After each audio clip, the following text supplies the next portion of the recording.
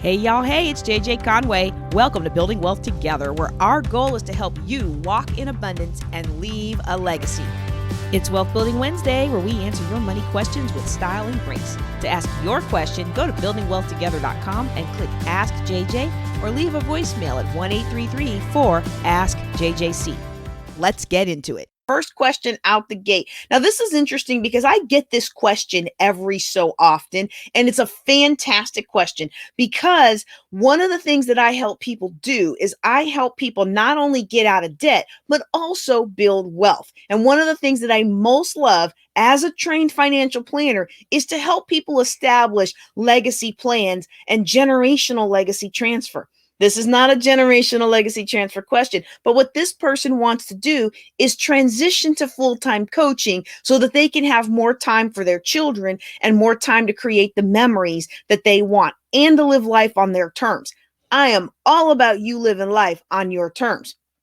Of course, for me, living life on my terms means having more time to attend to my family and attend to the ministry, right? So that's my goal. That's what I want to do. All right. So, let's talk about this. This person wants to succeed at replacing their full-time career by becoming a coach. And so regardless of what kind of coach that you want to be, there are several things that are wise financially to do in launching this kind of business. And personally, I think now is a great time to become a coach, a financial coach, relationship coach, parenting coach, all kinds of coaches. Now, I'm not sure I would throw my hat out there as a life coach because that doesn't really mean a lot to a lot of people right now. Because a lot of times people are finding that in our time of COVID, those who are calling themselves life coaches, they are more like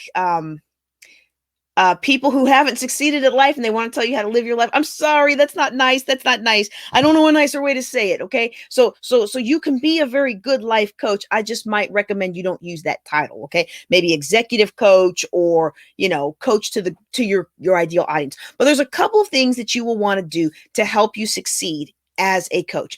And the very first thing that I'm going to recommend is don't go into debt to become a coach.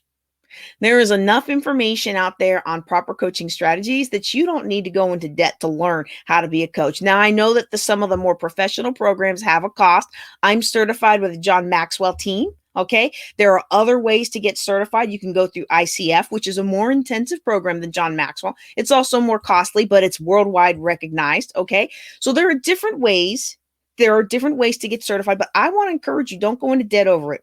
Because if you are good at listening to people and you are good at asking questions, you can become a coach with very, very little training. All right. Now, the only other thing I would say on this real quick from a financial standpoint is please, please, please remember that a coach is not the same as a mentor. A mentor is someone who's done what you want to do and you're paying them or somehow engaging them to shorten your learning curve and help you learn how to do it faster. A coach is somebody who's drawing the answers out of their client. The client already has the answers in them. And even if the answers they come up with aren't the best answers, the process of them coming up with those answers actually improves their problem solving ability, their cognitive ability, and their ability to think strategically. That you might remember Napoleon Hill said that one of the characteristics of people who are poor, they make decisions according to their present circumstances and conditions, but wealthy people make their decisions based on the desires and the strategic intent of their heart. All right. Okay. So the next thing that I would want to say about being a coach is please, please, please, in this day and age, if you want to replace your income by being a coach, you need to find coaches that are successful at what they're doing and understand what they're doing. And you really, really want to understand your audience. And that's something that I've struggled with at times because I thought my audience was me. Like that's what most people tell you, right? When you get into business for yourself, who is your primary client? You 5 years ago, you 10 years ago. Okay. Well, when you sit down and do your DISC personality or MBTI or True Colors or any of the other ones that I'm certified in and can help you with, I tell you what, if you're like me, you're going to find out you're not enough of the population to build a business on. So I had to stop trying to build a business for me and start trying to build a business for the bulk of the population, because that's how I was going to make my money. Okay. And Linda's got a really good guess there, but it is not the right guess yet. Oh my goodness. All right. Get some friends, y'all. Somebody knows what this shirt means. And I was floored the other day because and I'm trying to keep a balance here. Like, I want you to see the shirt, but I also want to have good Zoom etiquette, right? I actually saw this on somebody's car the other day, and I'm like, I'm in Stephenville, Texas. Population is like 15, 20,000. I was not expecting to see this on somebody's car. All right, so let's go on to the next question. I know that was a roundabout career. I mean, a roundabout answer, but I think I gave the high points. One, don't go into debt. Two, find somebody that knows what they're doing and model them. And then three, make sure you know what your audience needs. Don't just assume it's what you need. Okay. And especially if you want to be a financial coach, let me tell you right now, avoid the whole I'm so perfect with money, you need to listen to me. Because I'm going to tell you, I got a lot more clients paying me financial coaching after I ended up in $845,000 of debt than before when I got into all that debt. Okay. So I didn't know that was going to happen, but I tried so hard all my life to do the right thing, go to college, wait for marriage, get married, get married out of college, not before, didn't get pregnant out of wedlock, didn't try drugs, didn't do any of those things, right? Like I really tried my best to live my life the right way. And you know what I discovered about life? It doesn't matter how good you are, how perfect you are. Life throws you the curveballs that it wants to throw you. All right. And so, especially if you got a calling on your life, the enemy wants to stop you at every turn. So, so I have had to learn to let go of trying to be perfect and trying to be so amazing. But what I didn't understand is that when I was trying to be so perfect and when I thought I was doing everything right, unfortunately, what I was doing is I was pushing away everybody else who lived lives that were more fun and normal, And so you got to understand that people aren't paying you to look down your nose at them. And that's how I used to come across. Okay. All right. That's probably more than you bargained for when you asked that question, but you got what you got. I guess that's one thing about me. You're always going to get a little more than you bargained for when you talk to JJ Conway, but I am getting faster at answer questions. All right. This is another great question, y'all. This is somebody who wants to know, should they separate their charge accounts for strictly business and personal? They've been crossed up before. Okay. They said they're using credit cards and they pay them off monthly so they can accumulate the miles. Now, I like how honest this person was, because they said they pay them off monthly usually. And I'm like, okay, you're honest. I can work with you. All right. Because the reality is a lot of people who hold credit cards and have a lot of people who hold credit cards and say that they're going to get the miles or they're going to get the benefits. One of the things that you find out is down the line, you can't use them the way you wanted. The miles expire or they have blackout dates or the benefits don't always line up with what you need. And the other big thing is one crazy spending spree or quote unquote emergency that really isn't an emergency. Oh man, that wipes out all the good you just did by getting all the points and stuff. Okay. So we want to be real careful with that.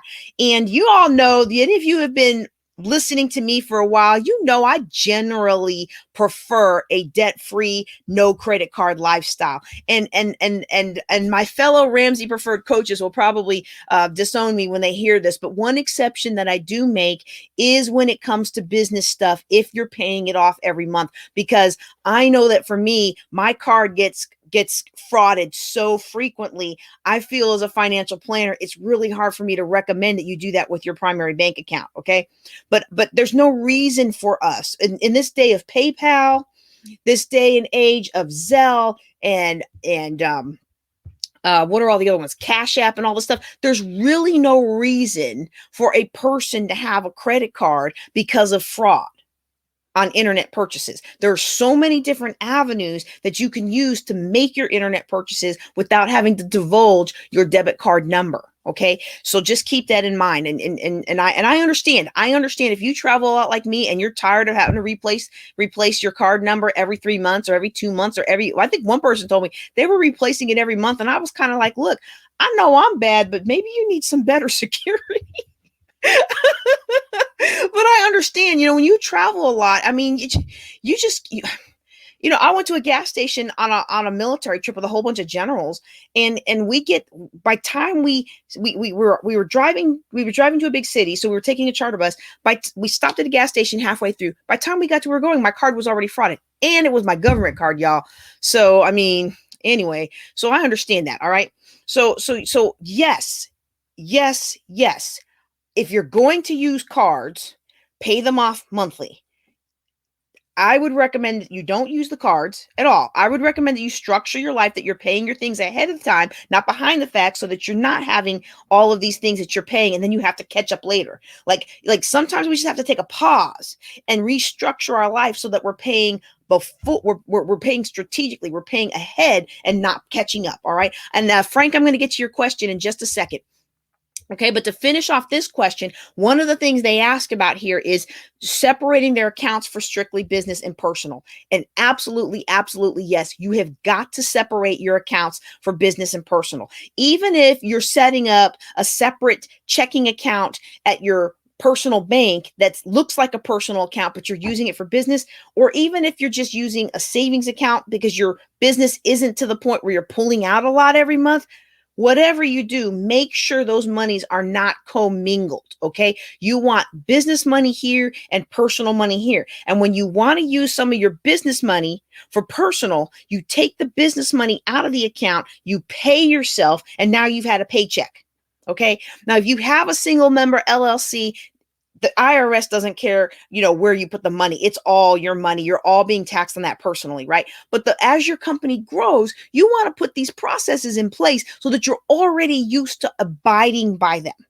You don't just go willy-nilly for 4 or 5 years and then all of a sudden you go viral and now you can't handle it. You put those processes in place right now so that you have the goodness to come. For those of you who were in my authentic abundance class, remember one of the things we talked about was if you really have faith, remember, faith is the substance. If you really have faith that this blessing is coming, that your business is going to break through, that this is the next great idea, if you really have faith, your faith should result in substance. Faith is the substance of things hoped for. When I have faith that my business is going to boom, I start putting into action now the things that I need to do so that when my business booms, I'm good to go. And so if you really believe in you and I believe in you, so you got to believe in you, right? I can't believe in you more than you believe in you, right? If you really believe in you, start doing things the right way now. Get those monies separated when you need to take a vacation because you worked hard at your business. Take your vacation, but take the money out the business account, pay yourself, and put that money into the personal account as a line item for your business. All right, let me get to Frank's question here. Now that is hilarious. I am not going to post it on there because he is being absolutely hilarious. But duct tape clothing is a thing. So we'll just leave it at that. All right. Okay. Let's see. Next question. All right. I just got married and we have questions about oh yeah, this is going to be good. This is going to be good. Okay. So what this is this is a couple. This is a couple that they have just gotten married and they want some advice about combining their accounts. This can be a real sticky issue for a lot of couples, especially if this is a second or third marriage, because you may have been burned, okay? And your trust levels may be low, or you may be worried that you can't trust your partner, okay, financially.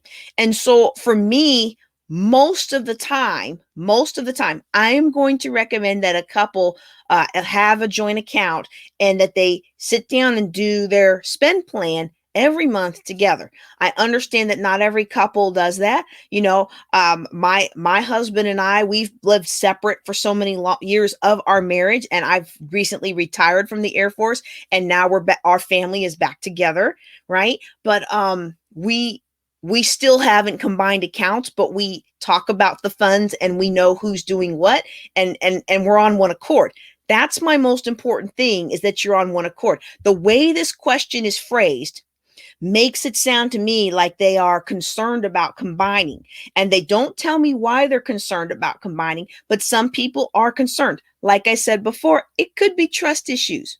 It could also be it could also be that one partner is not very disciplined when it comes to money. All right. I had a client like that a couple weeks ago. And one of the things that I recommended, and they were really surprised because they thought I was going to tell them put everything together. And I'm like, well, if you've got one spouse that's overspending and overdrafting all the time, that person needs an account in their name, and then that's where their spending money goes. But you still have to be in unity as a couple as what you're going to spend on the house, on the utilities, on groceries, on eating out.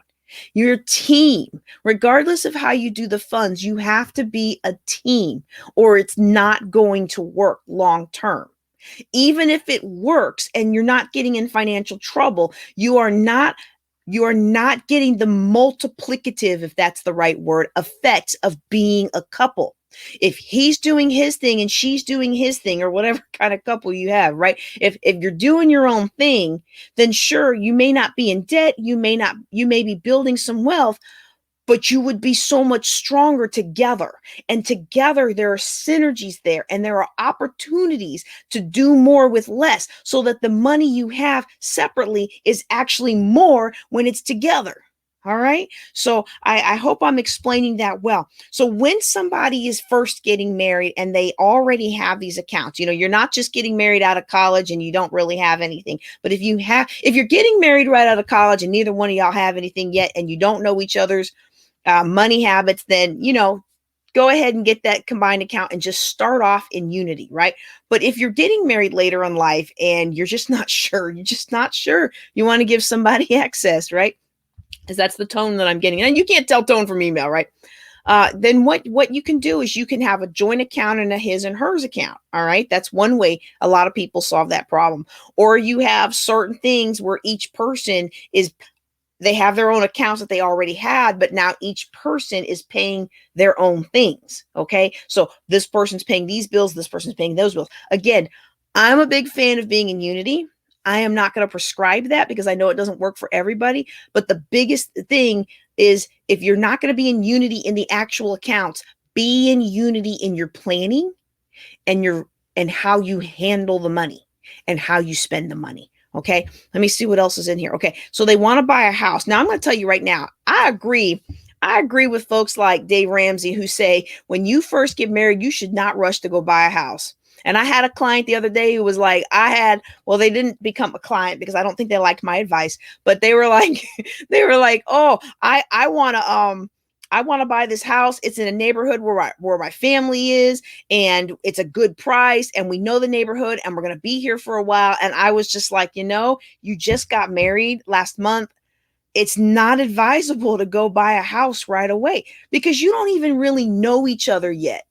I mean, me and my husband, Chris, we lived next door to each other when I came back from deployment, and I moved to Carthage, Texas. He was living in Carthage, Texas, and the unit next to him was vacant, so we lived next door. And I always chuckle. I had a key to his house, but he didn't have a key to my house, y'all. He wasn't sneaking into my room in the middle of the night. But you really can't get any closer without actually living together than we were before we got married, right? While we were dating. And I'm like, you just, and I still didn't know certain things and he still didn't know certain things. And the other day, my assignment was to ask him, what was it like being married to me? And I was supposed to just be quiet and let him talk for 3 minutes. Y'all know that's difficult. But I said, so what is it like being married to me? And I just sat there and he said, well, it's never boring. I don't think he knew he was getting all of that when he married me. So sometimes you just don't know. You don't know each other. You don't know what you need. You don't know how far away from your family you really need to be. And so I would recommend that you hold off on that and be sure that you're out of debt before you buy a house. Get out of debt, get a good savings account, and get a good down payment. A lot of people say, oh, you're throwing away money on rent. You're throwing away money on rent. Well, I'll tell you what, you buy a house and have to replace your AC, your roof, and your sewer line all in the first year. You will not be happy you bought a house. Ask me how I know. All right. All right, great question. All right, if you have any questions, feel free to drop them in the chat, or if you want to ask them to the queue from which I'm reading, you can drop them in at jjclink.com slash ask JJC or ask JJ. Like, wait, I gotta remember my own link. Hold on. Let me pull that up. Yeah, I don't think anybody's gonna get the shirt challenge today. I don't think anybody's gonna get the challenge today. Yeah, jjclink.com slash ask JJ. If you are on Clubhouse, I appreciate you. I'm gonna try to get to questions after I get through the ones that have already been submitted.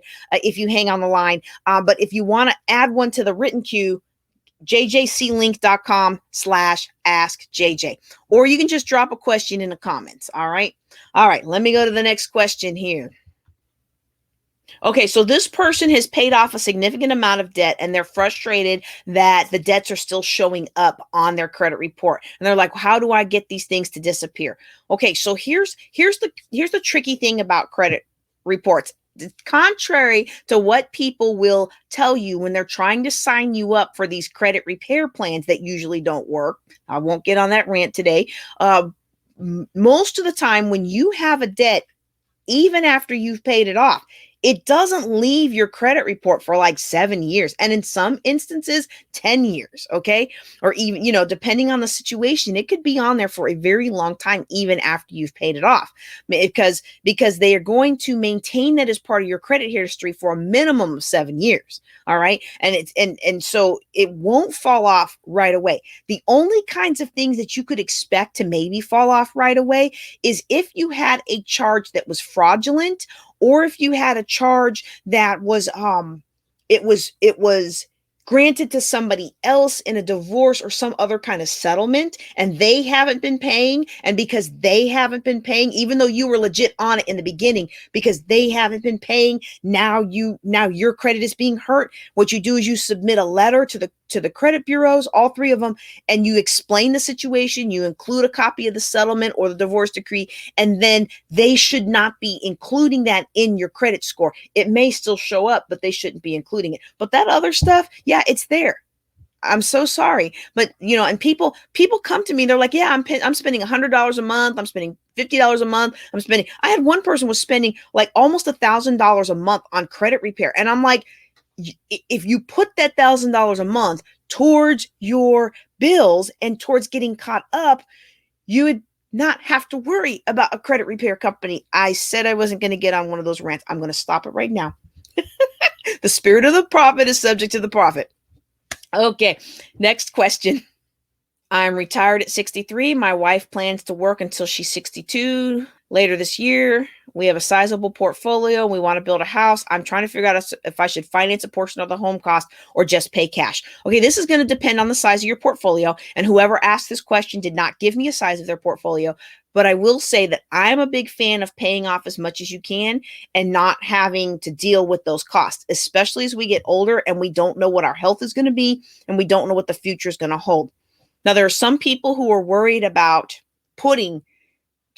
some people who are worried about having a free and clear house because they're worried that makes them a candidate for liability. Well, there's a lot of techniques you can use to reduce your liability in those instances. For example, you could put your house into a land trust, which is not the same as a well, we won't talk about the details here, but you could put your house into a land trust, and then it reduces it reduces the likelihood that someone will sue you because they see that you have a paid for house. Okay. And so those are some kinds of things you can do. Back when I first got involved in real estate investing, one of the prevailing winds of how to invest in real estate back then was that you would take a huge loan against your house, and you may not use it, but you would take a huge home equity loan against your house so that when anybody looked at you on paper, it would look like you were so over leveraged, because back then you could do 125%. It would look like you're so over leveraged that you're definitely not suable. Now, this was something we all fell for. Us and a whole bunch of our friends, we fell for that foolishness, y'all. That got us into a world of hurt, because right after we all took those loans, the market crashed and our houses were no longer worth it. That house we paid $405,000 for was only worth $180,000. Okay. So I would recommend paying off as much as you can. But when it comes to a house, if you've got 20% down, I'm not going to tell you don't finance it. I just feel that at that age, I don't want you to be tied down. I don't want you to be limited. I don't want your retirement income limited because you can't move now and do what you want to do. You don't have the flexibility and freedom of time and space to do what you want to do because you got a house note. All right. So that's something to consider. Great question. All right. Next question. This person is concerned about paying off their student loan. They really want to find a coach, but they just feel like every plan is too strict. And so I'm going to answer this question in a way that may not be very, very palatable. I admit it up front, okay? When it comes to things being too strict, we need to ask ourselves compared to what? See, student loans are not bankruptable. Y'all thought I had a rant about credit repair companies? Oh, I got a rant about these college loans. I will spare you. I promise. The spirit of the prophet is subject to the prophet. I am commanding my spirit not to get into a college loan rant. I could spend hours talking about the evils of college loans and how many people have come to me that are hamstrung and how their wealth is just depleted because they thought they were going to get these good jobs. And now they're hamstrung by these college loans, and that good job gets them nothing. I would have almost rather they not go to college than go to college and come out with these college loans that are ridiculous. All right. So when it comes to being too strict, you've got to think about compared to what, because nobody is going to take care of you. Nobody is going to allow you to bankrupt out of those loans. And when you don't pay them, they are going to have hefty fees, and you better not have a privatized loan. I had somebody come to me once with a privatized loan, 46% interest. There are no rules or regulations on that. And I was like, you went, I think it was either law school, med school, but it was something where she had hundreds of thousands of debt. And now she was called to social work. And I'm like, I think it was law school. Cause you ought to practice law for a couple of years, just pay that thing off and then go into social work. Because you can't pay that off at 46% interest when you're making $30,000 a year. You know what I mean? So if you're not strict now, you're going to have to be strict later. See, people don't understand this because we're young and we got our strength and we got our energy and we got our brains and we got all these things around us, and life is just fantastic and we don't want to miss out. But I'm going to tell you what's going to happen. I want you to go, if you feel like financial planning is too strict, I want you to go up into the neurology unit of a hospital one day.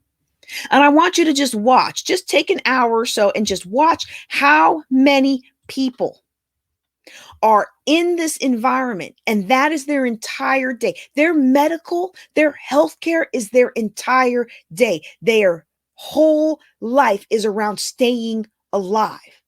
And heaven forbid they don't have the insurance or the plans or the money they need to get quality health care. Oh, it's a mess. I remember watching my